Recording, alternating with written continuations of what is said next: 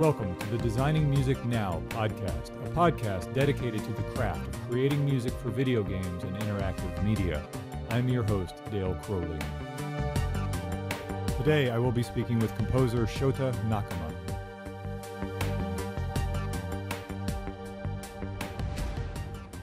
How did you get started in music, and what are your earliest memories and educational background?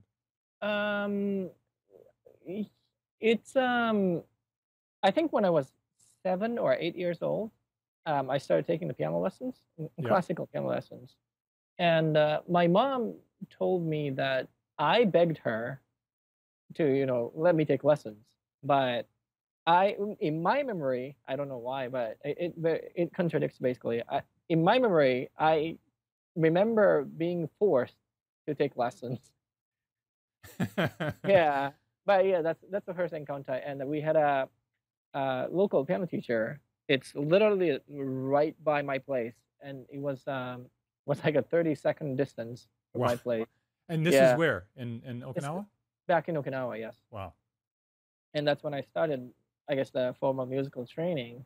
But I wasn't really a good student, so to speak, because my home, in the living room, we had a piano. And right next to the piano, we had a TV and game consoles. Yeah, that's a bad thing. And as a teenager, or elementary school kid, like, obviously you would choose to play games. Yep. You're not gonna sit down and practice No. while your brothers and everybody is like right next to you playing the games. Yeah. And I'm like, okay, I can't, resist this temptation, so I'm just gonna go and play games. So I did. Yeah, that's what happened, and I eventually quit the piano. Um, I think when I was like 13, 14 years old. Okay. Then I just play the games all the time. Yeah, Yeah. I guess that's what you probably did too, and everybody did, I guess. But yeah, because I was raised in the golden age of video games in Japan. I played all those awesome Squaresoft games on Super Nintendo and Capcom and Konami. Like, they all had like really, really awesome games, and you could not play those things. And every game I encountered was just pure, godly, Yeah. and it was just so good. But when I was 15, I had a chance to listen to Deep Purple, Okay. and that completely changed my mind. Like, it just blew me away. And as soon as I went back home, I begged my mom. Well, I actually begged her, and I said, like, I want to play the guitar. I have. Nice. And luckily my uncle used to play the guitar, so he just shipped me one old guitar right away. And yeah, that's when I just started playing guitar for, I don't know, 8-10 hours a day straight. So it was more interesting than video games at that point. Yeah, I don't know why, but like when I held the guitar, I just knew that this is my life. And at the time, I never went to high school, by the way. So yeah, I had a lot of time. Okay. I had a lot of time to invest. So yeah, I played the hell out. Yeah, I played everything from. I was never interested in Japanese music, and I was always interested in American and Western rock, Western hard rock and heavy metal. Yep. So I did Deep Purple cover bands, Led Zeppelin, Ozzy Osbourne, Van Halen, like all those things. And it was just every day I would just wake up and play and play and play. And I would, like, even when I go to sleep, I would just lay down and just play like this. And then in the morning, I would just fall asleep in the middle of practicing. And were you playing by ear? Yeah, Really? completely. Yeah, I didn't have any teacher until I came to the U.S., and I completely learned everything by ear. That is Yeah, incredible. but like, I had a previous piano education, so it definitely helped a lot Mhm. in terms of copying by ear and transcribing. And where did Yeah, you learn orchestration, which is something that you do a lot of? yeah. Everything is pretty much from experience. Right. It's just Right. just like every professional. I think that everybody would say the same thing. I agree. And luckily, I was doing VGO stuff, hmm so I had an orchestra that would perform what I wrote right there, and they would be like, "Okay, this is not playable. This is playable, and this sounds good. This doesn't sound good." So they'll tell me all these things. Oh my goodness. Were you trying to have the trumpets play for like 220 measures straight? I mean, yeah, things like that. I've done enough mistakes in the past. Yeah. Oh, that's Yeah, great. yeah. So yeah, I learned from doing it, and I truly think that it's the best way to learn Yeah. Yeah. anything really. Well, fantastic. Let's move on to some other sort of maybe even non-musical questions, just to get some idea of your of who you are as a composer and as a human being. Mm. If you could have a conversation with anyone, living or dead, who would that be? Uh, that would be. Do I have to choose one? Let's start with one. I want to choose two. Who would be first? Steve Jobs Okay. and also Akio Morita. Akio Morita is the founder of Sony. Right. Right. Because I have such a high interest in IT, hmm and I don't really read music magazines. I read IT magazines all the time, and that's I read IT news every day. That's how I start my day, and I mean that's really it's just fascinating to me. Like the idea, the concept behind of IT, technology is like it's a pure creativity, hmm and it just amazes me all the time. And Steve Jobs is obviously everybody knows that he's like one of the greatest human hmm beings. But Akio Morita is definitely he's one of the top guys. And I've read a bunch of books that he wrote, and he's just a truly an amazing person and creative.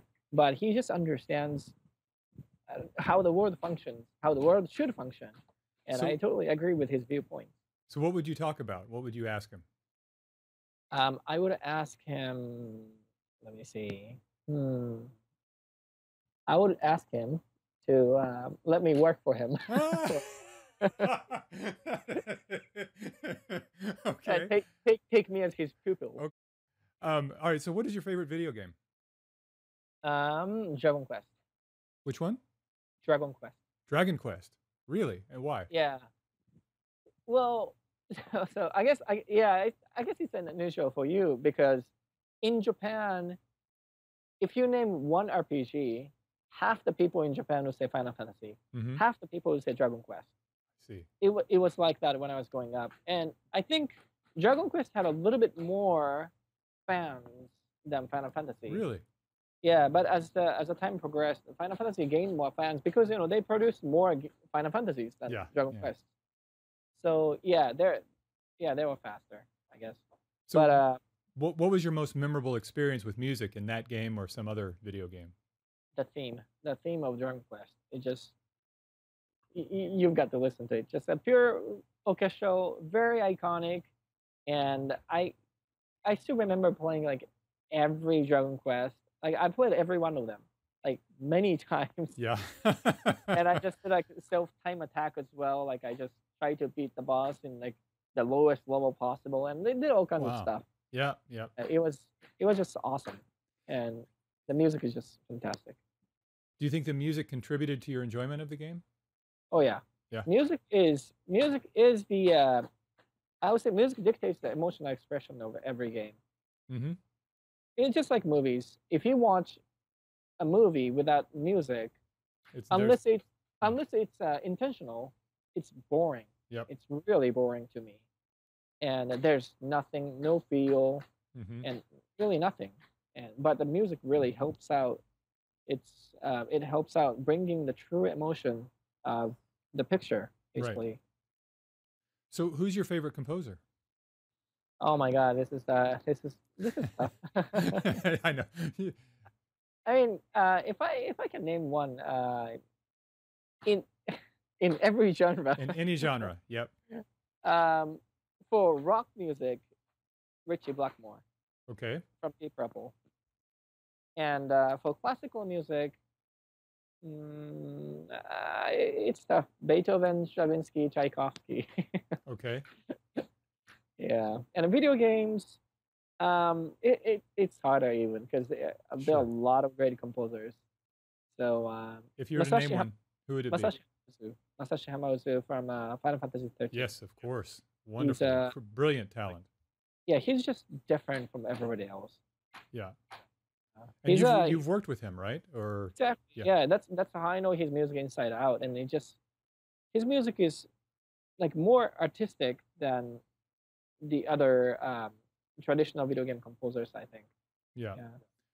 Why do you think that is? Is it because of his training? But his mother was a piano teacher, and his father was an opera singer, I believe. So, do you think was that classical upbringing was so important to that, or I think so, and I think he just listened to good music. He just yeah, listened to good music as he was growing up, and I don't know. It just the things he come up with and his harmonic structures and his melodies are just not the same, not the same as everybody else. It's just really interesting. do you have a least favorite composer? Least favorite composer. I don't really dislike anybody, and everybody has. How I see it is like every composer has something that they're good at, hmm and I try to find good things in their compositions. Yep. And yeah, and like Hamauzu-san is like he's super artistic, and his sense of melody and rhythm, like it's all awesome. And Nobuo Uematsu is, despite the fact that he says he cannot orchestrate at all, the melody he writes is so pure and beautiful. Mm. And yeah, everybody's like that. It just it's just a difference. But I appreciate all the differences. What's your favorite instrument? Favorite instrument, guitar. Yeah. Least favorite? Electric guitar is my favorite, and Yeah. the least favorite would be like didgeridoo or something like that. Like non non-tonal instruments, Okay. except the drums and stuff. Percussion, I love it, but didgeridoo is like more like a monofunctional instrument, I would say, Mm-hmm. because you can use it as an effect, but that's really all you can do. And when I was, I actually lived in Oregon for a little bit, and I met a guy whose primary instrument was didgeridoo, Yeah. and I was like, what do you do? You mean for a living? Yeah, Yeah. like he just had a bunch of didgeridoos, and he had an ensemble that he plays with. He's a band leader, and every song he plays, but everything sounds the same pretty much. Yeah. And I'm like, okay, all right, that's great. You have a passion. That's awesome. Yeah. He found his niche. Yep, pretty much. What profession other than your own would you like to attempt? Um, Hardware and software engineer would be that would be the best. Now, do you prefer hardware or software? Hardware Really? for sure. And software is great, and I love looking at the codes and stuff like that. But crafting Mm-hmm. is something that's very very similar to music, True. and I've always loved it. When I was growing up, like used to do a lot of crafting and everything. Oh, and also I wanted to be a manga artist too. Oh. Yeah, like my time, Dragon Ball Z was like the biggest thing. Yeah. It was like the biggest thing in Japan, and everybody knew it. Every kid talked about that in Dragon Ball Z, like in school every day, and that's how big it was. It was just national phenomena, Well, here and too. I bet. Yeah. And Yeah. It's even extremely popular. And yeah. yeah. So what was your first major break? Maybe your first big project, meeting an established composer or something like that. I think the first big gig that we had was back in 2009. We had a performance in Berkeley Performance Center Mm-hmm. on March 5th, I think. And that was a completely sold out show, and 1,200 seats sold out. Wow. And a bunch of composers came over, like Jack Wall from Mass Effect. Nice. And he came over and conducted his piece Mist. And there were a bunch of other composers like Duncan Watt from League of Legends, and they all came over to celebrate the big day. And yeah, it was just after that, like we posted some videos online, and they just became like huge. Nice. And that sort of started the whole phenomenon of video game orchestra. I think so. Yeah. And then everything just moved forward from that point onwards. And we had a show in Boston Symphony Hall. Hmm. We had some tour in China, and like then we started recording for like blockbuster games, and it just became insane. Wonderful. What's been your favorite video game orchestra performance in terms of your feeling and the crowd and everything else? Mm, actually, the most memorable one I had was actually the most recent show in Austin, Texas. Really? Yeah, the people love music there, and people are just amazing. And everything we played, like they just gave us this positive energy back, and there was just infinite exchange of energy and between us and the audience, and it just felt so good. Fantastic. What was your orchestra setup for that show? It was or a rock band or a regular rock band Okay. plus 20 string piece string section. Wow. 20, yeah, Wow. And you orchestrated all of the numbers for that? pretty much. Yeah. Yeah, I orchestrated like all the pieces pretty much. So yeah. And who conducts? This is the local Um, conductor? for that show, we didn't have a conductor. The concert master was somebody who we know pretty well, Okay. and also everybody was able to watch me, and Right. I'll just give cues like that. Yeah, and I just had to bang my head harder. Wow. Fantastic. Let's see. Looking back on your career, is there anything that you would have done differently that others might be able to learn from? Hmm. I would have studied more. Yeah, I would have studied more in school, or I would have I would have spent more time for networking. I do spend a lot of time networking, Hmm. but I feel like I could have done more. Okay. But I think networking is definitely important, and polishing up your skills is one thing. But the fact is that if you're going to the industry, professional industry, everybody's good. Yeah. Everybody's making effort. Everybody's just really, really talented, and that's like a prerequisite Yeah. to get into the industry. Precisely. Yeah. But after that, what's going to make a difference is that like I guess your talent as well as networking ability.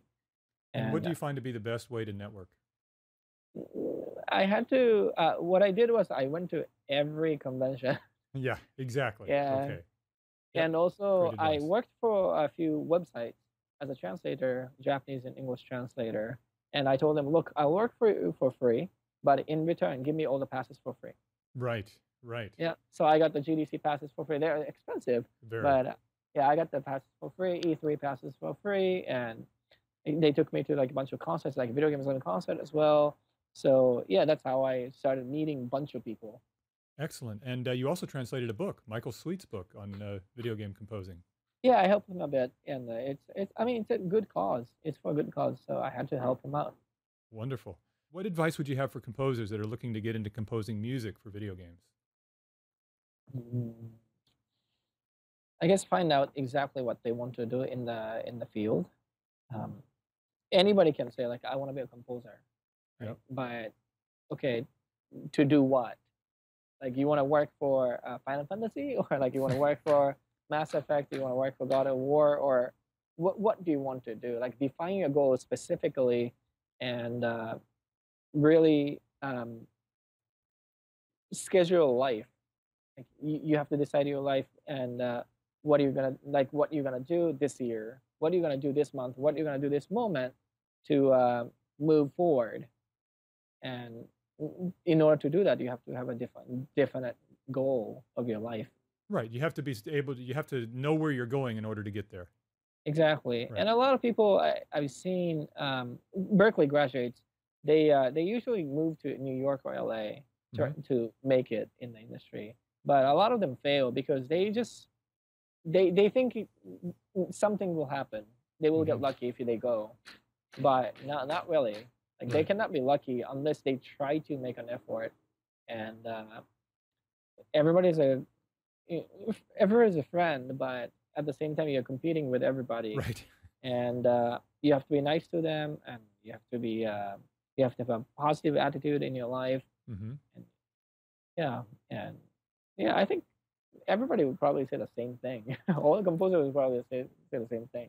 Well, I actually think your advice is spot on, is excellent. So, when do you find yourself most creative? While I'm on a tight deadline. Yes, I've heard someone say that a deadline is the best motivator for E- creativity. Exactly, Yeah. exactly. It's like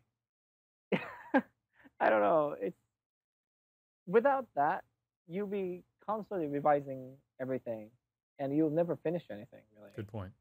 Yeah, and there has to be a deadline, and also you have to be like you need a little push to come up with like something that's good. You know what Hmm. I mean? And And yeah, yeah, when are you most happy? when I'm most happy, um, I'm most happy when I'm eating some good food.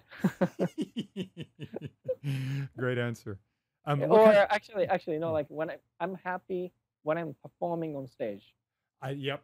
Fantastic. Yeah. That's the best. That's really this is. Um, I think that it's better than like any drugs or anything. I've never done any drugs, Yeah. just as a disclaimer. But the feel you get is just so incredible, and especially since I have VCO and I created everything from scratch, and thousands of people in front of me watching and being excited about what I created, and just the feel is amazing. Wow. Great, Yeah. great answer. What kind of a rig do you have in your studio? What do you record on?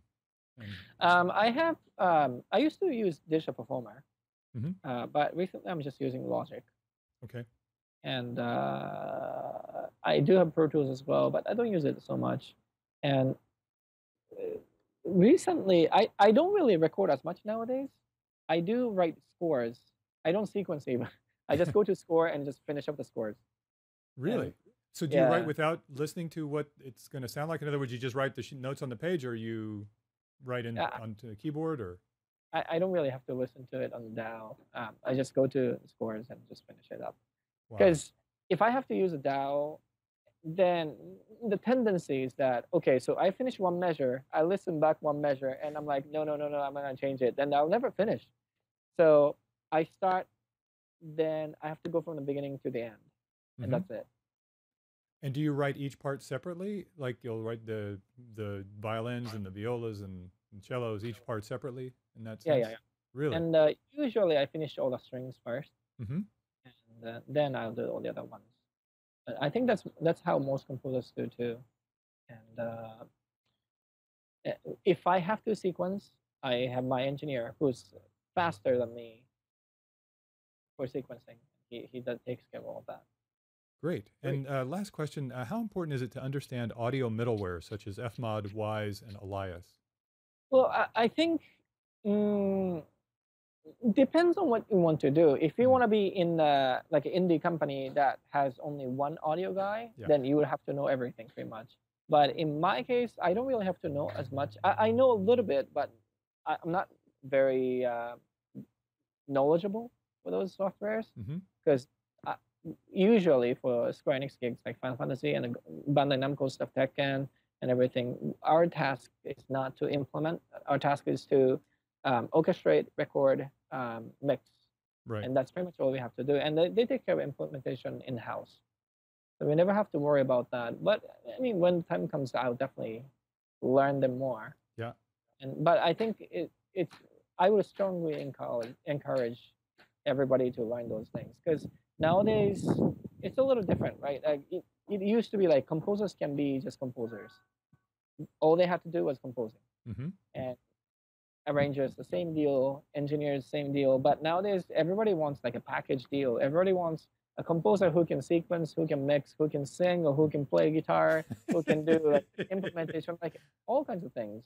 Right. And yeah, the few friends of mine who are in LA who are being successful, they're like that. They're Hmm. like all package deals, and that's why they got assistant jobs from famous composers, and they're just doing really, really well now.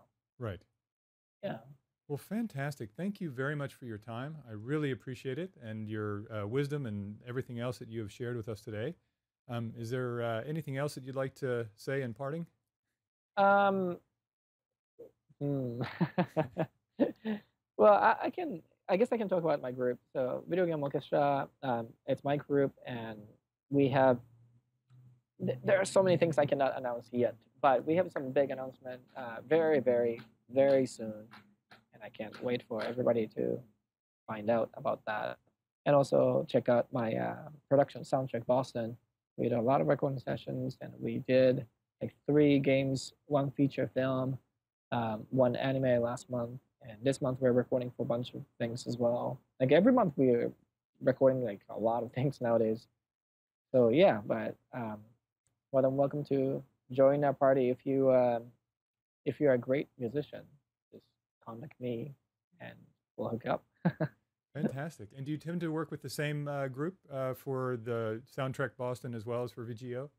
Yeah. Pretty much the production team is pretty much the same, but sometimes the musicians are different because obviously not everybody is available all the time. Mm-hmm. But in that case, we usually audition people as well. Okay. So for recording sessions, if a young player wants to join a production for recording gigs, and he sends me a resume or recordings, and if he's good, then obviously we'll give a phone call. Well, So fantastic. yeah, Thank you again. I really appreciate it, and we'll talk again soon. awesome. Thank you so much.